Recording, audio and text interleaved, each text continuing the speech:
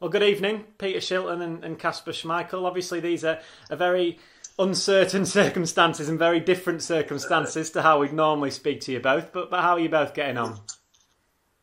Yeah, I'm obviously in isolation at the moment, but trying to make the best of it. I'm sure Kasper's doing the same, although it's probably more difficult for Kasper because he's got to keep himself fit and keep his mind right as well. So it's probably harder for him than it is for me. No, I'm not too sure. No, it's been okay, to be fair. Strange, obviously, but I'm not going to complain. It's given me a completely new experience on life that I've never tried before. I don't think I've ever been home for this period of time. So looking after the kids, chasing after the kids, basically keeping busy. To be honest, probably more busy than when we do training with all this homeschooling and all this. But no, it's been a different experience, and just try to embrace it and get the best out of it. Have you managed to get any training in? Keep ticking over, so to speak. Yeah, just have a complete rest. Bits and bobs. I mean, obviously keeping fit on the bike and things like. I mean, gym kind of based fitness, but not really. I live in an apartment, so there's not a garden I can go and play football in, for example. So that makes it a bit difficult. But staying fit on all the gym stuff. So yeah, just trying to stay active. Like I say, running around after two kids all day, that'll keep most people active. Yeah, I managed to do a run every week, or just over every week, because we have an area where it's very isolated, so I can manage to get up and just tick over. And I'll probably do more running now than I did when I was in goal, Kasper. So. Yeah, I was going to say, I can't even believe you run. God, running, what's all that about? I know. We didn't like running, did we? Especially on pre-season cross-countries we used to do. You don't do that these days. At the start of my career, I did. When we had Kevin Keegan as manager and Stuart Pearce, we were doing running. Now, do you know what? To be honest, I actually really enjoy running. Always have done, but it's just not beneficial for my back and my knees and all that kind of thing. So no, I stick to the bike. That's my preferred method of torture. Well, we used to go up to Bradgate Park. Have you been up to there in Leicester? I haven't. No, I haven't. Well, it's a beautiful place to go anyway, but it's quite tilly and there's a lot of bracken and deers there. And we used to do our first week's training up there, cross country in the morning and training in the afternoon. So yeah, so being a keeper, it wasn't the ideal thing. But anyway. You had to join in with all of it. Sorry? Did you have to join in with all the running? Yeah, we all. It was always a challenge to do the running, and I was always glad when it was over. But I tried to do my best. I wouldn't say I'm a natural long distance runner. I probably got better as I've got older, to be fair. Yeah. Well, I could probably just leave the two of you to talk all evening, couldn't I? Really, it'd be fascinating though. Obviously, as two goalkeepers playing in different eras, to get both of your points of view on the position and maybe how it's changed throughout the years. And how do you think, Peter, it has changed since you played? I mean, obviously you played a game spanning 4 decades, so you must have seen a lot of change as you were playing. Yeah, of course. I was obviously at the old Filbert Street and Beaver Drive. That was still our training ground, but we used to go in a different entrance, and it was just like nearly 2 pitches. It was. Did you go on the top entrance? Yeah, the pitch. And we had a wooden hut up there, and of course the rest of it. They've bought so many sports grounds around the area now, and this is before the new training pitch they've got being built or training area. But we used to have to actually get changed at the ground. Imagine this, Kasper. Go up in our cars and train at Beaver Drive and get in our cars. And the goal mouths, were absolutely so muddy. Yes. They had 1.5 pitches to use throughout the season, so it was. And you used to be so wet and muddy after training, but you used to have to get in your car. Yeah, I remember those days. I was absolutely freezing. When I joined the club, that's exactly what we were doing. We were because Beaver Drive was being redeveloped. We were changing in porter cabins at Beaver Drive, and then we were driving to or either there or we were getting changed at the stadium, and then driving to one of the university's cricket pitches and training on there.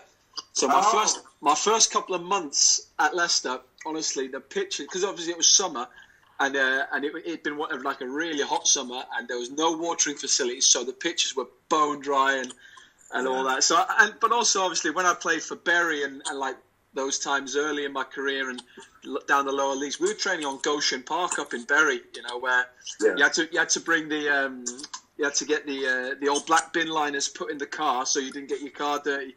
Diving around. I'm glad to hear that. Actually, at least you've had a bit of the rough side of it. Oh, I don't think there's many players playing in the Premier League that would probably have had that. But when I started out, we didn't have any goalkeeping coaches. I mean, basically, the goalkeepers used to train with the squad, and we'd do the running, we'd do everything. And then, if you were lucky, once a week you'd have a bit of shooting practice for about 20 minutes. But most keepers used to have to stay behind and try and get 2 or 3 lads to stop and give you a bit of shooting practice and things like that. And without blowing my own trumpet, when I sort of joined the club, I quite quickly went to the manager, Matt Gillis, and said, look, I think the goalkeepers need to go for at least half an hour on their own and do a little bit of work on their own because it's so specialised. And that's what we did, and we gradually built it up that some days we'd train on our own all through the session. But that's how it evolved from when we started. Yeah. And also, I mean, we had to devise like our own training exercises. We had to sort of, I sort of tended to break it down from just shooting and crossing, which is what keepers did. Some keepers at clubs in those days probably did 5 minutes a week, but I broke it down into quick reactions, footwork, all different things, punching, and try to practice every aspect. So that was the start of it, really, I think. Even in your career, Kasper, over the past 15 years or so that you've been a professional goalkeeper, has the actual position of a goalkeeper changed much? What maybe is expected of you as a keeper at all?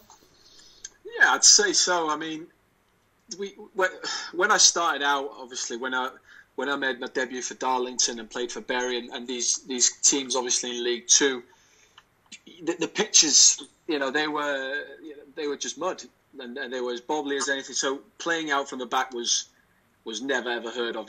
Basically it was shell it as far as you possibly can, and if possible, get it into the corners, kick for touch, kick for throw-ins, those kind of things.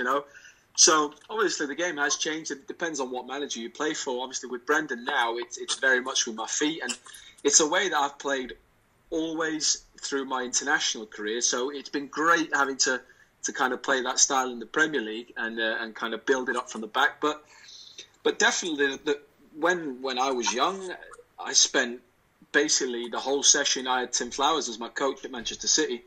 I spent basically the whole session with him. And if I was lucky, there'd be a bit of shooting with the first team, or there'd be something where you could be cannon fodder or something like that. And then that was it. But everything was kind of us on our own. Whereas now it's changed so much. We have to be outfielders before we're goalkeepers. But basically, I'd say, you're probably looking at maybe 80-20 in outfield favour, because you'll maybe have, unless we go out early, which we do a lot of the times with Mike, we'll go out half an hour before the outfielders, which means we can get probably 45 to 50 minutes work on goalkeeping in. But then we join in with the outfield sessions now, where we're doing in the possession, we're doing the passing drills, we're doing all those kind of things to kind of make sure that we can play out exactly like outfielders, and also give the outfielders confidence in the fact that they can give us the ball and we can deal with it. And that was something that I was always taught from a young age, to train with the outfielders, make sure they know that they can do that. And a lot of the time, when you're a young goalkeeper, you're a bit of a spare part, because obviously everything's geared towards the number one goalkeeper who's going to play at the weekend, and obviously the reserve goalkeeper who's going to have to back him up. So when you're third, fourth, or fifth choice, a lot of the time you're spare parts. So I always asked to go outfield.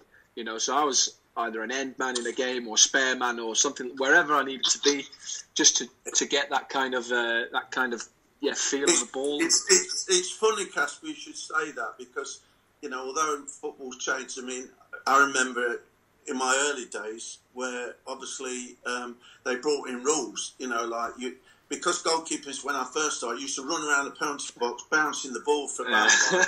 I've seen some great videos of that. Winning 1-0, but then they brought in what was called, I think it was a 6-second rule, where you had to get rid of the ball in 6 seconds, and then a 4-step rule, and of course the opposition used to stand right in front of you, and sometimes I'd have to throw it into touch just to get rid of it, because they used to give a free kick in the 6-yard box. Stupid things, but obviously goalkeepers also used to enjoy. I remember when, even with the England squad, in the days where I think it was more relaxed and you trained and players got to know each other. Used to have a practice match, but it was like a fun game. And I always remember me and Ray Clements used to play centre forwards together in the practice match. But it was a way of enjoying yourself and wanting to. All goalkeepers feel they can play a little bit, but these days, I mean, you're quite right. It's just changed completely the other way, and it's so important from a manager's point of view that goalkeepers can play with the ball, and I can see to a certain degree the benefit of that, but I still think sometimes, the old a long ball, as I've seen you do on many occasions, I think your kick is probably one of the best in the Premier League, and they've actually scored goals from your kick out, and that's a great asset to have, but that has changed completely, from when I was playing. Yeah, I think, I mean, nowadays it's really comes down to what the manager wants, because you take Burnley, for example, very successful in what they do. You don't see them passing out from the back, So you look at us, the way we want to play, and obviously it's always with risk when you do play out from the back, but it's a calculated risk, and you have to accept, and the crowd has to accept that the risk versus the reward is why we're doing it.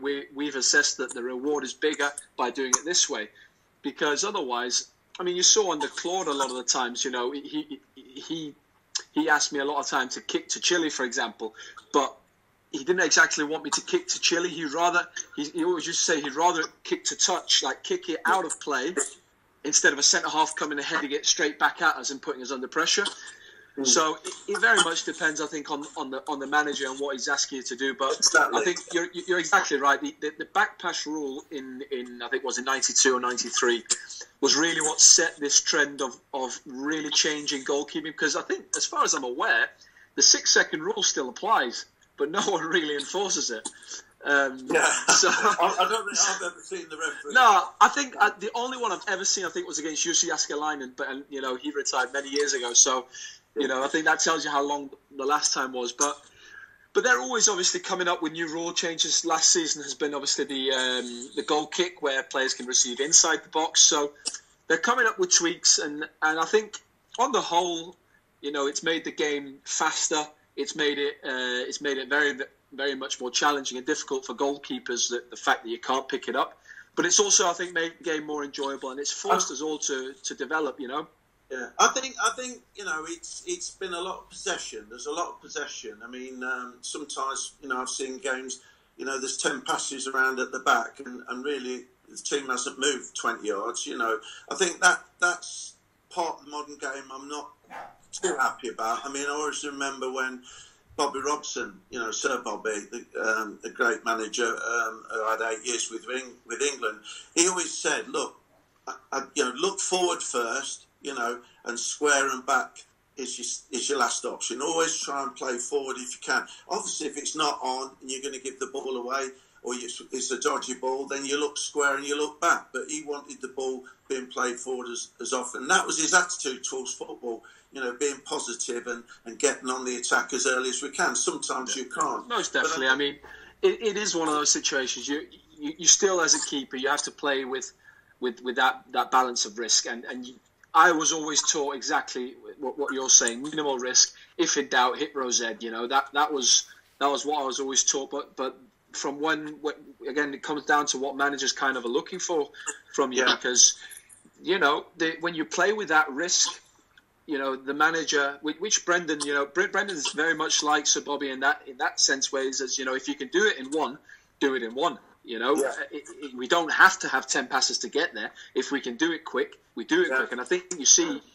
a lot of the time with, for example, lots of Jamie's goals. You know, they're balls that are hit early. Yeah. But again, managers want different things, and sometimes you get yourself into a situation where you think you can get out of it with a Cruyff turn or something like that, and then you find out you can't. And that's obviously when not quite as skillful as you thought you were. Yeah. Well, maybe. I mean, I try to stay away from the Cruyff turn, to be honest. Yeah.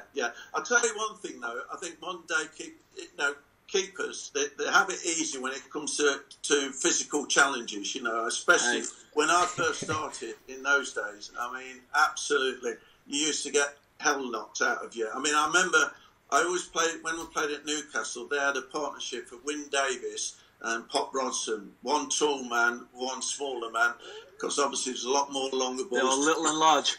And it was always wet and windy up at St James's Park, it was called in those days, and there wasn't the big stands. It was quite open, so the wind swirled around.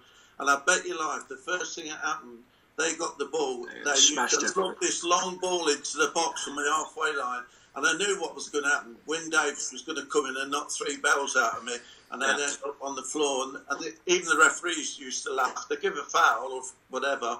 But I always thought he was about 6'5".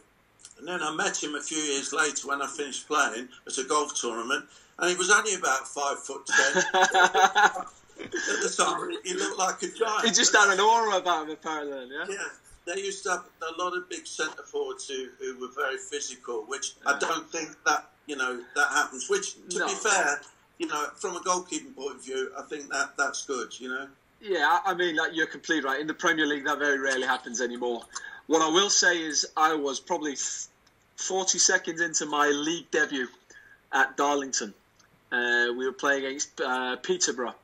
And it was 40 seconds in, they got a wide free kick. Ball got to get swung in. I was 17 years old.